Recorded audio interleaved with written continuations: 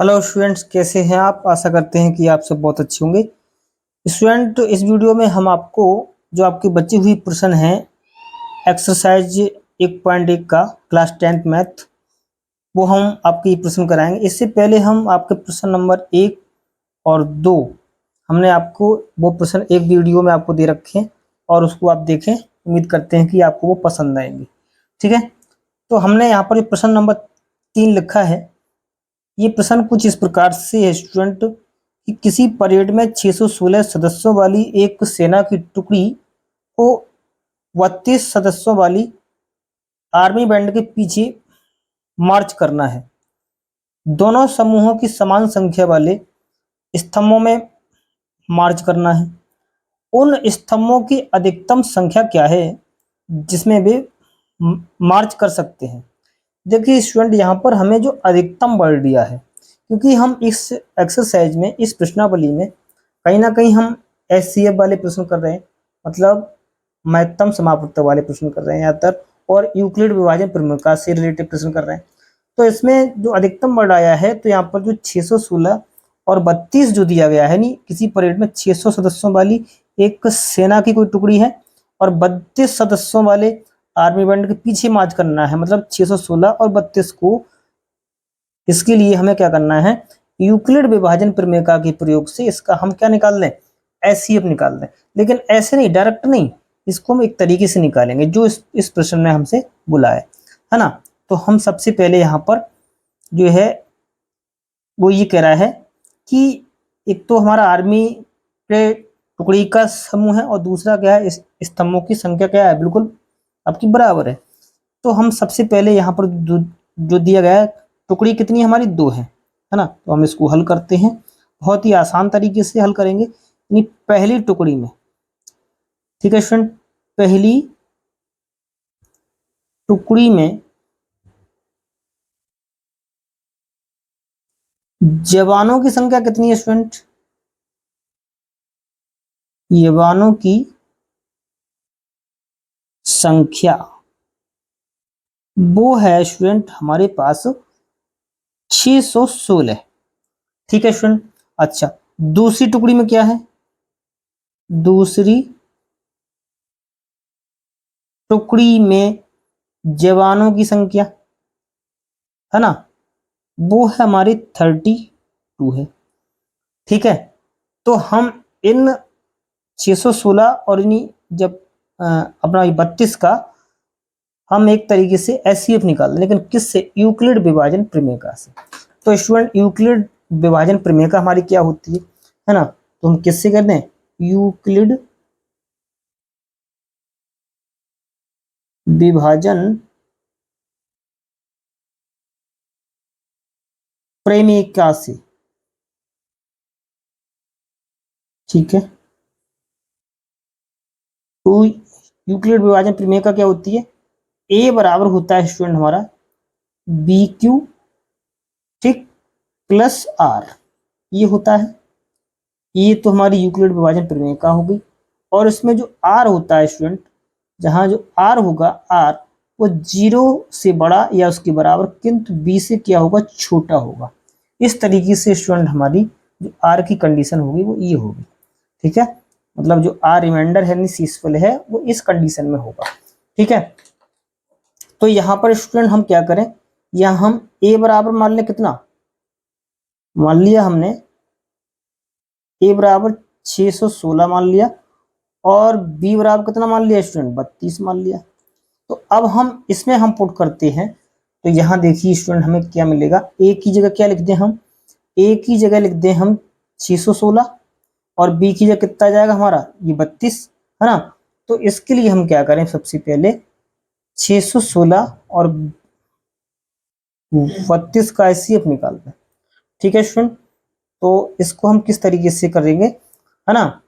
तो सबसे पहले इसको हम भाग दे के देख लेते हैं, मतलब 616 की किससे भाग दे लें, हम दे लें स्टूडेंट किससे, 32 से, है ना। अब क्यों दी भाग, क्योंकि ये 32 आपका छोटा होगा और 616 बड़ा है ना।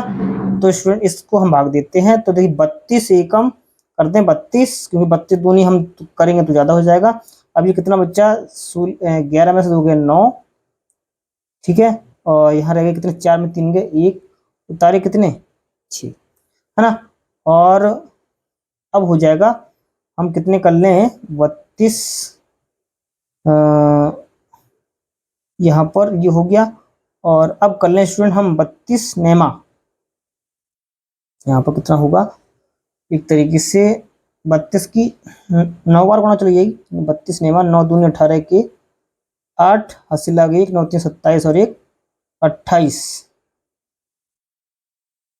ये हो जाएगा, ठीक है स्टूडेंट। तो हाँ 9 3 27 और 1 28, तो 28 लिखने जाएगा स्टूडेंट। यहाँ थोड़ा करेक्शन करते हैं। हाँ स्टूडेंट, तो यहाँ पर देखिए ये 2 था, हमने यहाँ पर 1 लिख लिया था, है ना। तो ये होगा 296 में से 288, क्योंकि 32 नेमा कितना होता है 288, तो इसको घटाएंगे तो यहाँ से हमने दाई ये बच्चा 16, 16 में से 8 गए तो 8 बचा, बाकी ये हमारे 8 में से 8 गया तो कुछ नहीं, यहाँ 2 में से 2 कुछ नहीं, मतलब 8 क्या बच्चा हमारा ये रिमाइंडर बच्चा, है ना, मतलब शेषफल बचा। तो ये आप देखिए इसको हम कैसे करें, सबसे पहले लिख देंगे हम चरण 1, ठीक है। चरण 1 में हम क्या करेंगे, स्टेप बाय स्टेप करते हैं। तो 616 बराबर कितना होगा, नहीं 32 हमारा बी का काम करेगा, क्यू जो होगा वो कितना हो जाएगा 19, और जो आर है वो कितना है हमारा 8, मतलब रिमाइंडर 8 है। तो यहाँ पर देख सकते हैं आप, क्या जो शेषफल 8 है वो 0 के बराबर है, शेषफल 8 है हमारा वो 0 के बराबर नहीं है, तो 0 के बराबर नहीं है, तो हम क्या करेंगे इसके लिए पुनः क्या करेंगे, चरण 2 में हम इसके लिए अब देखिए 8 और ये 32 के लिए करेंगे, यानी इसके लिए 8 और 32 के लिए क्या करेंगे, फिर वही लगाएंगे यूक्लिड विभाजन प्रमेय का, राइट। किस तरीके से लगाएंगे, देखो 8 तो एक तरीके से बन जाएगा हमारा ये भाजक, और 32 बन जाएगा भाज्य, है ना। तो 8 चौक कितना होगा स्टूडेंट, ये 32 हुआ, देखिए पूरा पूरा कट गया, तो 32 में से 32 का क्या बचा, शेषफल 0 आ जाएगा। मतलब इसको कैसे लिखेंगे, अब देखिए 32 इक्वल टू 8 गुणा 4, और शेषफल क्या बचा आपका 0, है ना स्टूडेंट। अब देखिए चूंकि जो आपका शेषफल है, यहाँ शेषफल वो क्या है 0 है ना। जब शेषफल 0 है और अंतिम भाजक कौन है इसका, अंतिम भाजक वो है हमारा कौन सा, देखिए अंतिम भाजक कौन सा 8 ही तो है ना, अंतिम भाजक 8 है, तो हम क्या कहेंगे अतः, है ना, इसलिए हम कहेंगे 616 तथा 32 का एसईएफ कितना हुआ 8 होगा, ठीक है। तो 8 होगा। अब हमें जो प्रश्न में हमसे जो कह रहा है उसकी बात क्या कर लें यहाँ पर, अतः स्तंभों की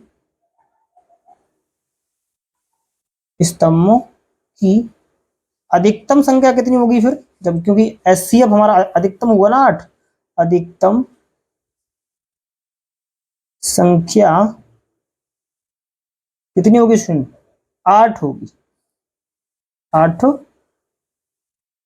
होगी, और यही क्या होगा हमारा स्टूडेंट उत्तर होगा, ठीक है। तो इस तरीके से हमने ये प्रश्न नंबर जो था आपका प्रश्न नंबर 3 बड़े आसानी से इसको हमने हल कर लिया, ठीक है स्टूडेंट। अब स्टूडेंट हमारे पास नेक्स्ट जो प्रश्न है प्रश्न नंबर 4, इसमें देखिए हमें क्या करना है कि यूक्लिड विभाजन प्रमेय का प्रयोग करके दर्शाइए कि किसी धनात्मक पूर्णांक का वर्ग किसी पूर्णांक m के लिए 3m या 3m+1 के रूप का होता है। ये भी प्रश्न स्टूडेंट आसान है, तो इसको देखो कैसे हल करेंगे, देखिए यूक्लिड विभाजन प्रमेय का से ही होगा, है ना। तो हम ये कह रहा कि यहाँ पर कि किसी धनात्मक पूर्णांक का वर्ग, है ना, तो उस पूर्णांक के लिए कुछ मान लेते हैं हम, मान लिया हमने, माना कि x मान लो या कुछ मान लो, ए मान सकते हो आप, माना कि x कोई धनात्मक पूर्णांक है, इस तरीके से स्टूडेंट हमने मान लिया। मतलब ये नेगेटिव नहीं है, कोई एक आपका पूर्णांक है तो कैसा है, ये धनात्मक है। तो अब इसको हम किस तरीके से ले सकते हैं, अब इस पूर्णांक को हम यानी x को कैसे, x को है ना, इसलिए x को किस रूप में, मतलब इस रूप में। देखिए अब स्टूडेंट हम यहाँ पर क्या करें, इस m की बजाय एक पूर्णांक कोई और मान लेते हैं, है ना, क्योंकि यहाँ पर हमें क्या करना है, वर्क करना है, तो उस वर्क के लिए यहाँ पर ये 3 तो आ ही जाएगा, क्योंकि है ना। तो हम लिख लें x को 3q, ऐसे ले सकते हैं 3q, और यहाँ पर जैसे 3m+1 है तो इसको मान लिया 3q+1, यानी x को 3q+1 के रूप में लिख सकते हैं। इसको हम पहले मान के चल रहे हैं कि इस रूप में लिख सकते हैं।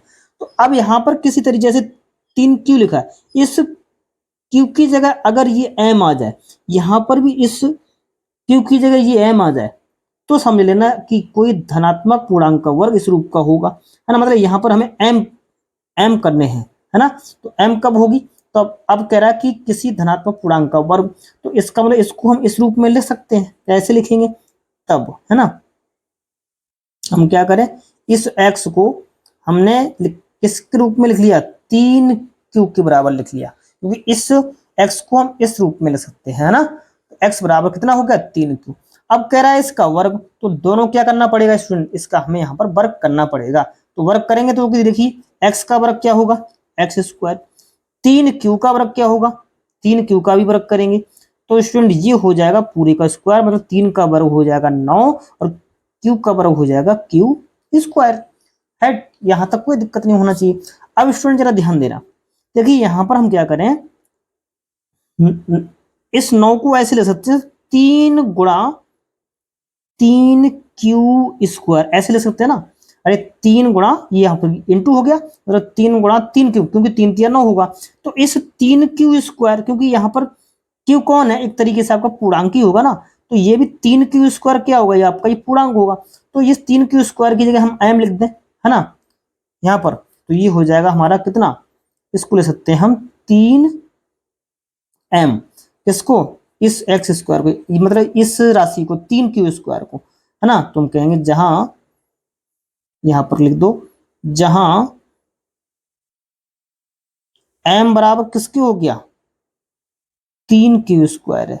जब m बराबर 3q² है तो इसलिए आपका जो ये बना x, अतः x² बराबर किसके हो गया, 3m के रूप में हो गया, और इसको नाम दे दो समीकरण नंबर 1। ठीक है स्टूडेंट, यहां तक कोई डाउट नहीं होना चाहिए। मतलब किसी धनात्मक पूर्णांक का वर्ग देखो 3m के रूप में तो आ गया, ठीक है। अब क्या लेंगे, तथा अगला आपने, अब क्या करें, अब जो दूसरा पूर्णांक नहीं 3q+1, इसको भी हम x के रूप में ले सकते हैं, है ना। इसको हम कैसे लिख लें कि सर x बराबर 3q+1, ठीक है स्टूडेंट। अब ये 3q+1 हो गया, अब इसका भी हम क्या कर दें वर्ग, तो यहाँ पर जब हम वर्ग करेंगे तो x का वर्ग कितना हो जाएगा स्टूडेंट, x² हो जाएगा, ठीक है। अब इधर हम वर्ग करेंगे तो देखो 3q+1 और पूरे का होल स्क्वायर। अब स्टूडेंट यहाँ पर बात सोचना, अब ये जरा देखिए a+b के रूप का हो गया। अब a+b का रूप हमें याद नहीं है, कैसे लिखेंगे, यानी a+b का होल स्क्वायर, ये क्या होता है, ये तो बहुत सीखा होगा अपने लोगों ने, क्या होता है a² प्लस, है ना, 2ab और प्लस b² के रूप का होता है। तो ये हमारा सूत्र है। अब इस सूत्र में ही हमने देखो a का काम करेगा 3q और b का काम कौन करेगा, 1 करेगा, है ना। तो यहाँ पर हम लिखते हैं मतलब a² की जगह क्या आ जाएगा, यहाँ पर आ जाएगा 3q², लेकिन पूरे का क्या वर्ग, फिर b मतलब 2ab, 2 तो सूत्र का, a की जगह कौन 3q और b की जगह 1, है ना, मतलब 2ab, और 1 का स्क्वायर क्या होगा स्टूडेंट, 1 ही होगा, है ना। अब इसको थोड़ा और आगे बढ़ाते हैं, जैसे 3 का वर्ग कितना हो जाएगा 9 और q² का वर्ग हो जाएगा q², राइट, कोई दिक्कत नहीं। अच्छा इसको देखिए 2 ऐसे लिखे रहने दो, 3q भी ऐसे लिखे रहने दो, 3q एकम 3q होगा और प्लस का 1, यहां तक कोई दिक्कत नहीं होना चाहिए स्टूडेंट, ठीक है। अब जरा स्टूडेंट देखना, क्योंकि हमें जो लेके आना है यहाँ पर देखिए लास्ट में, इस लास्ट वाले ये क्यू की जगह एम आ जाए तो देखिए ये एम तो आ जाएगा, लेकिन ये 1 लिखा है लास्ट में, हमारा ये लास्ट में 1 लिखा रहे, तो हम क्या करें स्टूडेंट, इस 1 को हम बिल्कुल भी छेड़ेंगे नहीं, मतलब ये ऐसे ही रखे रहने। वाकई देखिए यहां से और इस राशि, इन 2 पदों में से 3 को हम क्या करें, बाहर निकाल लें, है ना, मतलब 3 को हमने बाहर निकाल लिया। ठीक है, मतलब ऐसा है, यहां से हमने 3 के ले लिया, कॉमन ले लिया, तो 3 3 9, मतलब यहाँ पे 3 क्यू स्क्वायर बचेगा। और यहां से देखो 3 यहाँ आ गए, 3 से 3 कट गया, तो केवल बचेगा 2 क्यू। क्या बचेगा, 2 क्यू बचेगा, नहीं 2 क्यू। और बाहर कौन चल रहा है अपना, ये प्लस, इसको मत छेड़ो, ऐसे लिख लेना। अब देखिए 3 एम, मतलब अगर आप देखो जरा यहाँ, तो देखो ये 3 एम आ जाएगा ना, क्योंकि एक तो लिखा है यहाँ भी और एक यहाँ भी लिखा है, तो इसको हम एम मान लेना। तो इसके लिए हम क्या कर सकते हैं, 3 एम और ये प्लस का 1, है ना, और ये कौन है, एक्स स्क्वायर। तो आप लिख दो कि जहां एम किसको माना है आपने, एम बराबर क्या है, 3 क्यू स्क्वायर प्लस 2 क्यू। ठीक है स्टूडेंट, और तो एम कौन है, एम पूर्णांक है, एम पूर्णांक है, पूर्णांक है। ठीक है, एम हमारा कौन है, पूर्णांक है। अब स्टूडेंट सुनिए जरा, अब देखिए इसको अगर देखें तो समीकरण मान सकते हैं इसको, क्या हम 2 नाम दे सकते हैं, समीकरण नंबर 2, है ना। तो हम क्या कहें, समीकरण 1 और 2 से। ठीक है स्टूडेंट, समीकरण 1 व 2 से हमारे पास स्टूडेंट मिला क्या, देखिए यहां पर भी एक्स स्क्वायर, सॉरी यानी ये अपना लिखा है एक्स एक्स स्क्वायर बराबर 3m, और यहां पर भी लिखा है कितना, एक्स स्क्वायर बराबर 3m प्लस 1, मतलब किसी धनात्मक पूर्णांक का वर्ग एक ही है।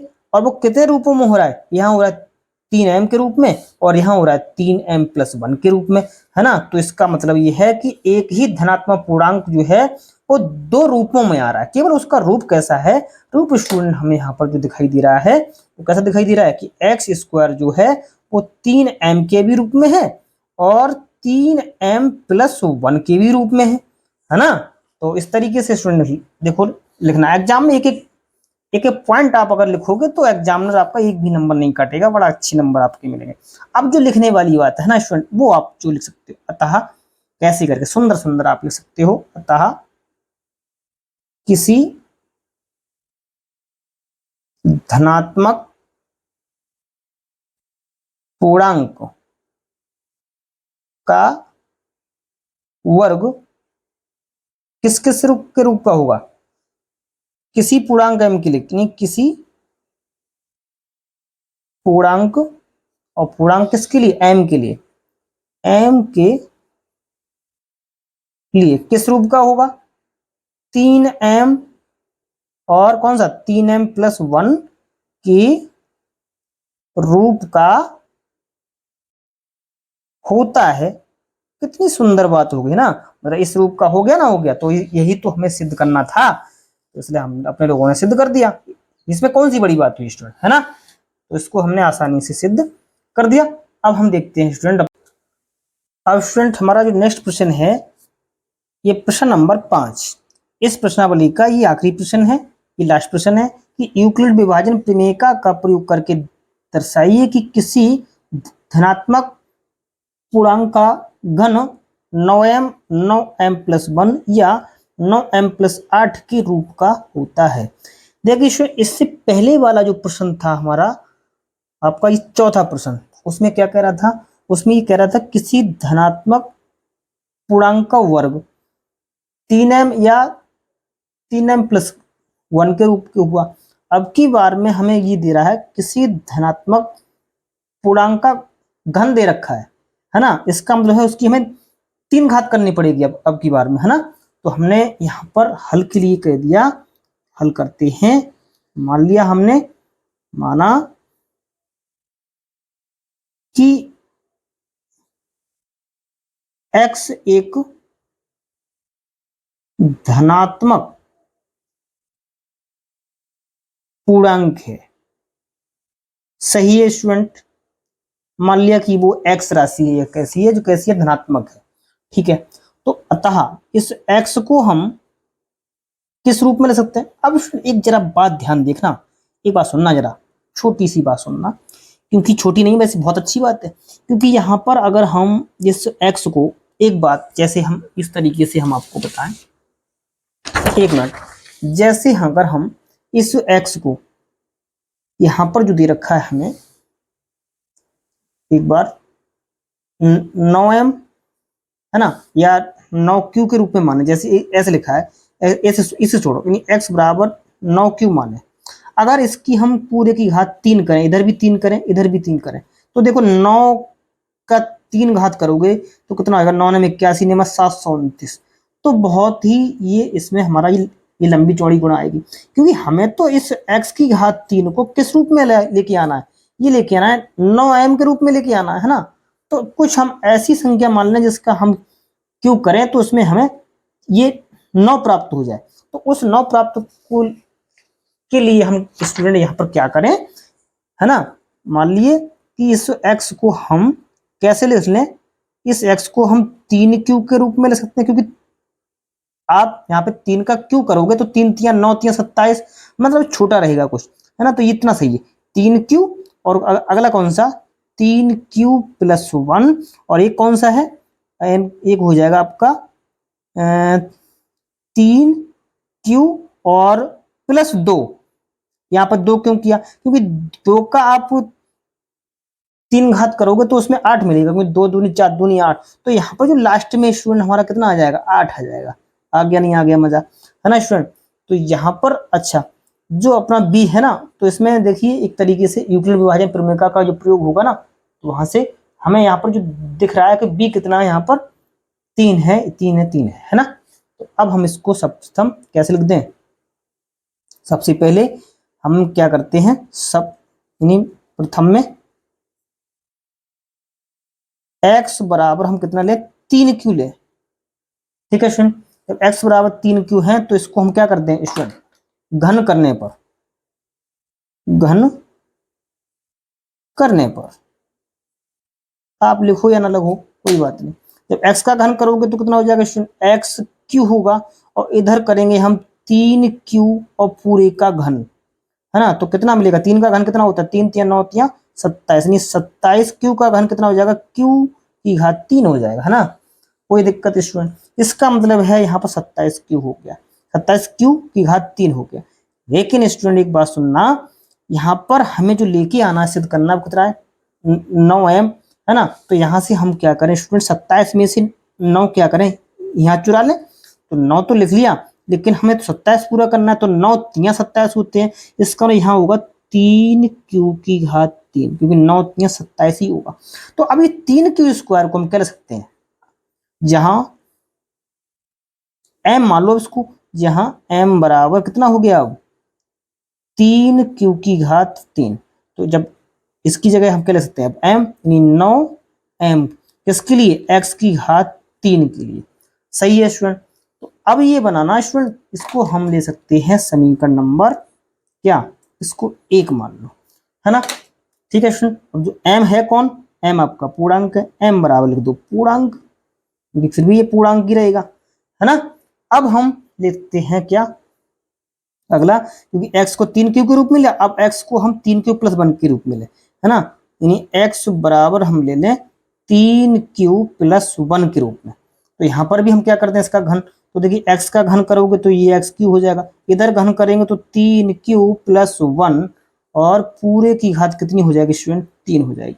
अब जरा ध्यान सुनना, अब स्टूडेंट हमें सूत्र याद होना चाहिए, क्योंकि ये हो गया a प्लस बी का होल क्यू के रूप में। अब ये सूत्र क्या होता है, चूंकि a प्लस बी का जो होल क्यू होता है स्टूडेंट, वो क्या होता है, लिखें A cube plus B Q plus 3ab into A plus B, ये होता है ना, कुछ ऐसा सूत्र होता है, ठीक है। अब ये जो सूत्र इस रूप का होता है, तो अब इसी को हम इस रूप में लेके आते हैं, कैसे, आइए लिखते हैं। तो सबसे पहले देखिए 3q, है ना, मतलब ए क्यू किलो क्या हो जाएगा, 3q की घात 3, ठीक है, प्लस बी क्यू क्या हो जाएगा 1, यानी 1 का क्यूब 1 ही होगा, ठीक है, प्लस 3ab यानी 3a का मतलब क्यों 3q, और बी का मतलब क्या होगा 1, है ना। ये सब इंटू इंटू लिखा, इंटू ए प्लस बी, है ना। ए प्लस बी की जगह यानी 3q और बी की जगह आ जाएगा स्टूडेंट 1। कोई दिक्कत स्टूडेंट। अब इसको थोड़ा और सॉल्व कर लेते हैं, करते हैं। देखिए 3 का क्यू कितना हो जाएगा 9 क्यू की घात 3 प्लस 1 ज्यों करते हो। इधर देखिए स्टूडेंट, देखिए 3 3 9 हो जाएगा, 3 3 9 क्यू और 9 की 3 से गुणा हो जाएगी यहाँ फिर, है ना, क्योंकि 3 3 9 है, ये 9 की फिर अंदर गुणा करोगे तो कितना हो जाएगा 9 3 27 यानी 27 और क्यू क्यू की गुणा कितना हो जाएगी स्टूडेंट क्यू की घात 2। ऐसे 3 3 9 है, ये 3 3 9 क्यू और 9 क्यू 9 क्यू मतलब 9 क्यू, इस तरीके से लिख लिया।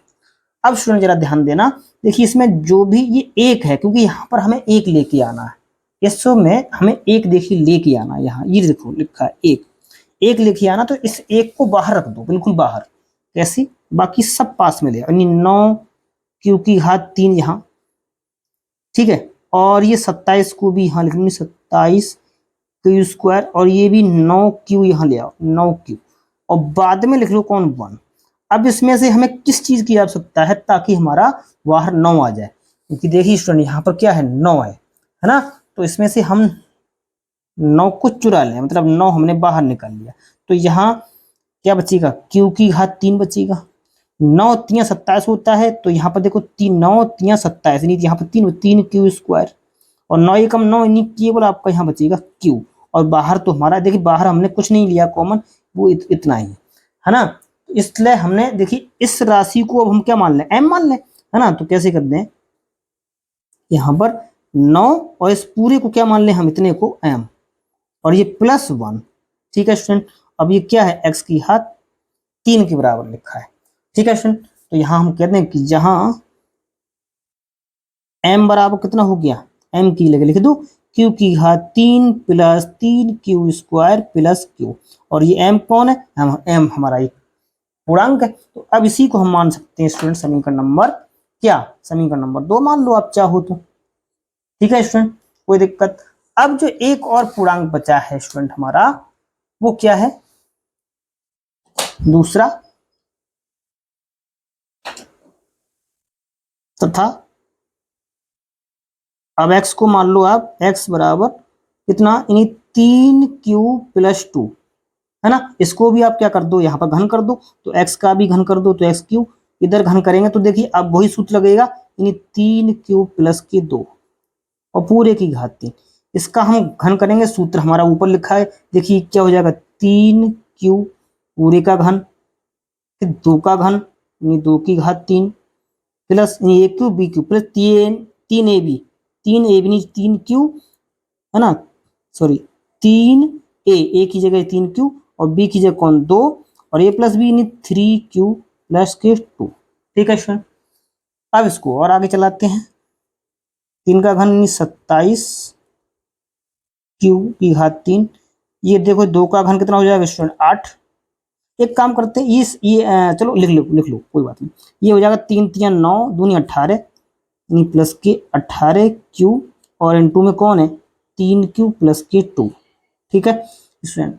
अब कोई दिक्कत नहीं, अब देखिए यहाँ 27 क्यू की घात 3 8 ज्यों के त्यों, देखिए 18 की 3 से गुणा कर लें तो 18 कितना हो जाएगा, सॉरी 18 तिया 54 आएगा स्टूडेंट, यहाँ कितना आएगा 18 तिया 54, है ना, यहाँ पे 18 तिया 54 और क्यू क्यू की गुणा क्यू स्क्वायर और 18 दूनी 36 यानी 36 क्यू, ठीक है।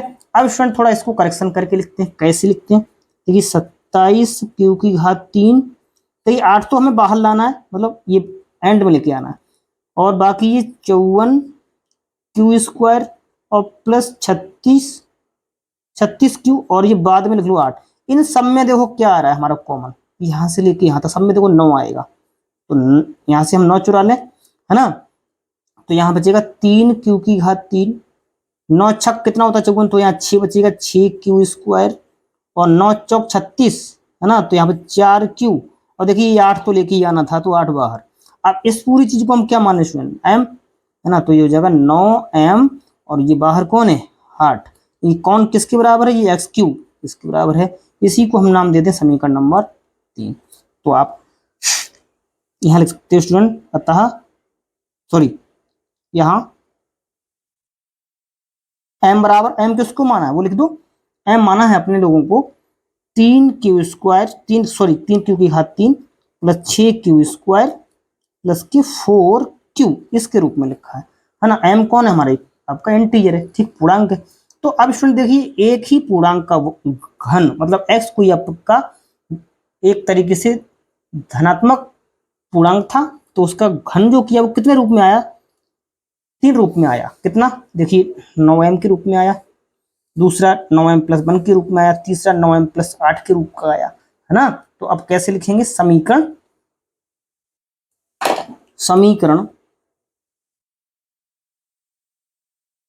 1, 2 व 3 से क्या कह सकते हैं हम, जो हमारा धनात्मक पूर्णांक का घन था, मतलब जो x³ था वो किसके रूप में आया, एक तो 9m के रूप में आया, एक आया 9m+1 के रूप में आया, ठीक है, तथा एक आया है अपना कौन सा 9m+8 के रूप के आया, ठीक है।